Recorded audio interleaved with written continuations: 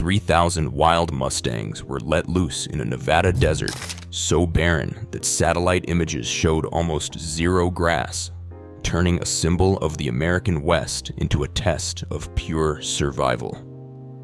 In just days, footage of desperate horses racing over dust and policymakers scrambling to explain their choices stunned the nation. But was this a tragic miscalculation or something worse? To answer that, we have to start with the Mustangs' long journey before disaster struck. Long before they became a flashpoint for controversy, wild Mustangs ran free across the open plains, their hooves tracing a story that began centuries ago. The first horses to shape this legacy arrived with Spanish explorers in the 1500s. Brought across the Atlantic, these animals escaped or were released, forging new lives in the wild. Over generations, they adapted to the harsh realities of the American West: heat, drought, and predators, carrying with them the bloodlines of Andalusian and Barb ancestors. Their descendants became woven into the fabric of frontier life. Cowboys relied on their speed and stamina. Native nations saw them as gifts of power and freedom, reshaping ways of life and warfare. Artists and writers captured their image as untamed spirits, symbols of the open range and the promise of the West. By the late 1800s, Mustangs had become more than animals. They stood for something larger. As settlers spread across the continent and fences cut through old trails, the sight of wild horses running across public land became a living reminder of a different kind of freedom, unclaimed, unbroken, and fiercely independent. That image took on even greater weight as the modern era arrived. In 1971, Congress passed the Wild Free-Roaming Horses and Burros Act, declaring these animals living symbols of the historic and pioneer spirit of the West. The law was meant to protect them from capture, branding, or death, reflecting a national mood that saw their survival as a moral obligation. For many, the Mustang is still a touchstone, a link to the country's earliest stories of risk, exploration, and hope. Their presence on the land is both a gift and a challenge, raising questions about what it means to share space with a living symbol. Before numbers or policy ever entered the conversation, the Mustang's place in American culture was already set. Every decision that follows, every debate about their future, carries the weight of centuries of myth and memory. Across the western United States, wild horses still roam lands that stretch for hundreds of miles. But behind the romantic image lies a reality measured in numbers. Numbers that have grown beyond anything the land was ever meant to support. The latest federal census puts the total wild horse and burro population at roughly 73,000 animals living on public rangelands. That figure is nearly 3 times higher than the Bureau of Land Management's official target, a level set decades ago to balance grazing, water, and wildlife needs. Nowhere is this imbalance more pronounced than in Nevada. Nearly half of all wild horses in the country, about 36,000, are found within its borders. The state's vast open spaces might seem endless, but the arid climate and fragile desert soils offer little in the way of reliable forage. In some herd management areas, the ratio of horses to sustainable acreage is so lopsided that even a single dry season can push the land past its breaking point. Managing these herds has become a challenge of scale. Every year, Bureau of Land Management staff and contractors attempt to track, count, and manage animals scattered across more than 26 million acres in Nevada alone. The agency's own data shows that horses can double their numbers every 4 years if left unchecked. Even with annual roundups, adoptions, and fertility control efforts, the population continues to outpace what the land can handle. The consequences of these numbers ripple outward. Overgrazed rangelands lose native grasses, and water sources dry up faster. Other wildlife, pronghorn, sage grouse, and desert bighorn, find themselves squeezed out. For ranchers, the competition for grass and water is more than a policy debate. It is a fight for economic survival. For wild horse advocates, the growing herds are proof of resilience, but also a source of constant worry about what happens when the land can no longer keep up. Behind every management decision is the raw math of population pressure. With tens of thousands of horses clustered in one state, each policy, each roundup, and each failed adoption adds to a problem that grows with every foal born on the open range. The numbers are more than statistics. They are the starting point for every hard choice that follows. The first 72 hours after the Mustangs hit the ground were defined by chaos and instinct. Lead mares, seasoned by years of drought and competition, pushed their bands forward in search of anything green. Dust swirled as hooves churned the barren crust. Without grass, the only option was to roam, miles at a time, noses low, pausing to test the bitter stems of sagebrush or the withered remnants of last year's cheatgrass. Foals, barely old enough to stand steady, struggled to keep up. Some mares made the hard choice, slowing for their weakest young while others pressed on, driven by the faint hope of water or forage beyond the next ridge. The herd splintered and reformed as bands clashed over shrinking territory. Dominant stallions circled, driving rivals away from dry creek beds and the few muddy seeps that remained. Fights broke out in silence, the sound of teeth and hooves replacing the usual calls. With nothing to eat and little to drink, stress levels spiked. Horses that had survived roundups and relocation now faced a new test, one that did not care about bloodlines or federal protection. Desperation was visible in every movement. Veterinarians studying wild horse behavior have documented how quickly equine stress hormones rise when food and water run short. Within hours, mares begin to triage, nudging the weakest foals aside so the strongest have a chance. In these conditions, even a healthy adult can falter. The first to show signs of distress are the smallest. Foals born that spring, ribs showing, legs trembling as they try to nurse from mares whose milk dries up almost overnight. Stress reshaped every herd instinct. Territorial clashes became more frequent as the hours passed. Old alliances broke down. Horses that once roamed together now guarded patches of bare earth, driving off newcomers to protect what little remained. By the end of the third day, the desperation was visible in every movement, ears pinned, eyes wide, muscles quivering with fatigue. Survival, once a matter of instinct and experience, was now a question of luck and relentless drive. The land offered no mercy, and the Mustangs, for all their history and strength, were left to face it with nothing but each other.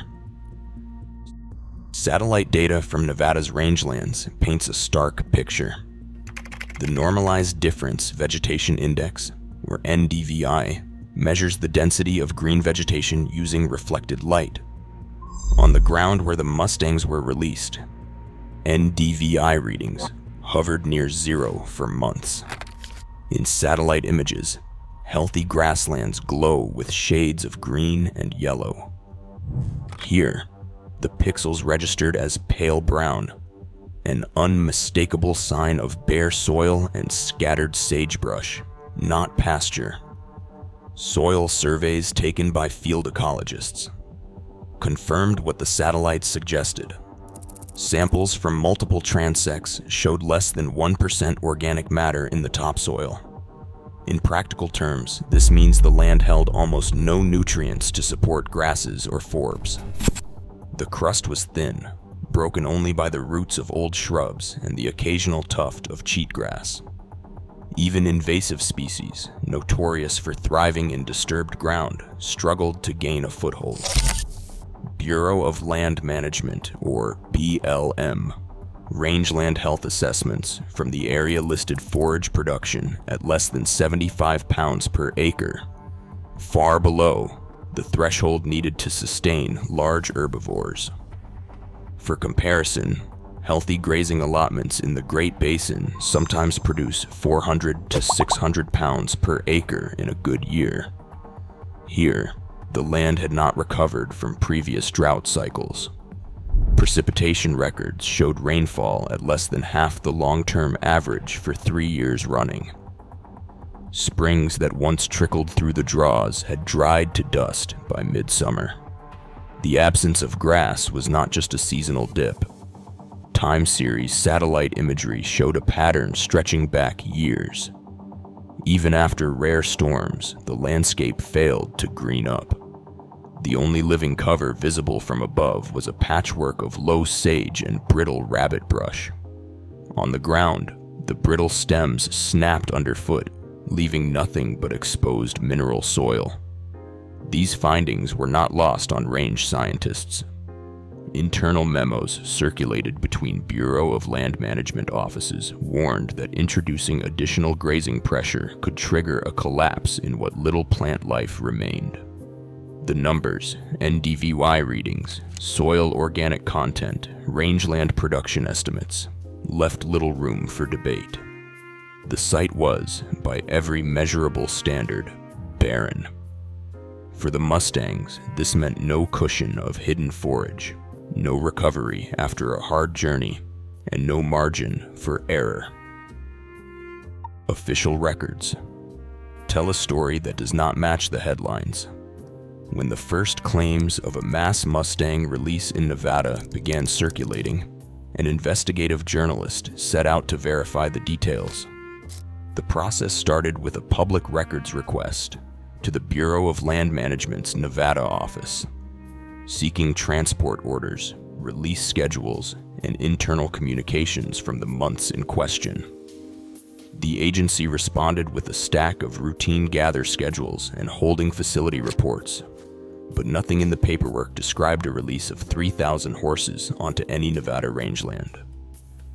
Every manifest tracked removals, horses being rounded up and shipped to off-range corrals or adoption centers, not set loose on open land. The search widened. Requests went to state agencies, county offices, and even private contractors who handle horse transport. The results were the same: no documentation of a mass release. Instead, the only large-scale operation involving numbers close to 3,000 appeared in Wyoming, not Nevada. In July 2025, the Bureau of Land Management authorized the removal of over 3,000 wild horses from 3 herd management areas in southwest Wyoming. The order, labeled for litigation purposes, was signed and scheduled months in advance, with detailed manifests listing which animals would be gathered, where they would be sent, and the contractors responsible for transport. There was no mention of Nevada, no release, and no evidence of horses being dropped into grassless terrain. Digging into the Nevada files, the journalist found only standard gather operations, removals designed to reduce herd sizes, not add to them. The agency's own census data showed the wild horse population in Nevada hovering near 36,000. But every movement on the books pointed toward containment and off-range holding. Even the adoption program records, which tracked the transfer of horses to private care, showed a steady outflow, not an influx onto public land. The absence of a paper trail raised more questions than answers. If such a release had taken place, it would have required a chain of authorizations, environmental assessments, and logistical planning, none of which appeared in any official database. The investigation revealed a gap between viral claims and documented reality, forcing a closer look at how policy decisions are made, who benefits from the confusion, and why some stories gain traction without proof. The findings pointed away from a single catastrophic decision and toward a more complicated web of management, politics, and public perception. Pressure on the Bureau of Land Management comes from many sides, but few voices carry more weight than those of the ranching associations. In Nevada, these groups have a direct financial stake in every acre of public land. Grazing leases support thousands of cattle, and every wild horse is seen as competition for the same grass and water. Behind closed doors and in public hearings, representatives of the ranching lobby argue for aggressive herd reductions, often citing economic hardship and the need to protect local livelihoods. Their influence is reflected in policy decisions, budget allocations, and even the language of official reports. The numbers behind wild horse management reveal a system stretched thin. In 2023, the federal government spent $108.5 million on the Wild Horse and Burro program. More than two-thirds of that budget went to off-range holding facilities, corrals, and pastures where captured horses wait for adoption or long-term care. Each horse removed from the range adds to this growing financial burden. To offset costs and encourage private adoptions, the BLM offers a $1,000 incentive for each horse adopted, up to 4 animals per year. Since the program began, over 15,000 horses have left federal care through these incentives. But questions remain about their long-term welfare. Facility records from Nevada's largest holding site paint a troubling picture. In 2023, the mortality rate reached 11%, a figure that includes deaths from illness, injury, and euthanasia. In just 24 days that spring, 23 horses died or were put down. Advocacy groups have called for audits, citing a lack of transparency and concerns about overcrowding, disease control, and the fate of horses after adoption. Inspections and veterinary reports, when released, often confirm what whistleblowers allege, that conditions can deteriorate rapidly when budgets are tight and oversight lapses. Alternatives to the current cycle of roundup and removal do exist. Fertility control programs like those used on the Chincoteague ponies have shown promise in keeping populations stable without mass removals or costly long-term holding. These methods require sustained investment and cooperation between agencies, but advocates argue they offer a more humane and fiscally responsible path forward. While some in Congress push for increased adoption incentives, proposing $3,000 per horse and shorter holding periods, others warn that without meaningful reform, the system will continue to cycle between crisis and controversy. The debate is no longer just about horses or dollars. It is about whether the nation's management of its wild herds can match the values those animals represent. Wild horse management remains one of America's most contentious environmental dilemmas, where myths, money, and politics often overshadow hard data. Today, Mustang populations and rangeland health still spark fierce debate, yet real transparency lags behind.